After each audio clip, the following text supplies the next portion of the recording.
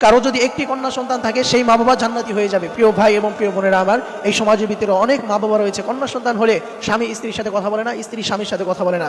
অথচ আমাদেরকে জানতে হবে ইহাবুল লিমান ইয়াশাউ ইনাসা ওয়া ইয়াহাবু লিমান ইয়াশাউ যুকুর, যে কন্যা সন্তান দেওয়া এবং পুত্র সন্তান দেওয়া এটা একমাত্র আল্লাহ তাআলার পক্ষে। পুত্র সন্তান কন্যা সন্তান এটা মানুষ কখনো দিতে পারে না, এটা একমাত্র আল্লাহ তাআলার দরবারে। এবং হাদিসের ভিতরে এসেছে আল্লাহ রাসূল সাল্লাল্লাহু আলাইহি ওয়াসাল্লাম বলেছেন, কোনো ব্যক্তির যদি 50টা ছেলে সন্তান থাকে, পুত্র সন্তান থাকে, তাহলে আল্লাহ রাসূল বলে দিয়েছেন আমি তোমাকে জান্নাতের গ্যারান্টি দিতে পারবো না। কিন্তু কারো যদি একটি কন্যা সন্তান থাকে এবং এটাকে যদি সে সুন্দরভাবে লালন পালন করে বড় করতে পারে, তাহলে এই কন্যা সন্তানের কারণে সেই মা বাবা জান্নাতি হয়ে যাবে। সুবহানাল্লাহ। এবং কারো যদি 2টা থাকে তাহলে সে 2টা জান্নাতের মালিক হবে, কারো যদি 3টা থাকে তাহলে সে 3টা জান্নাতের মালিক হবে।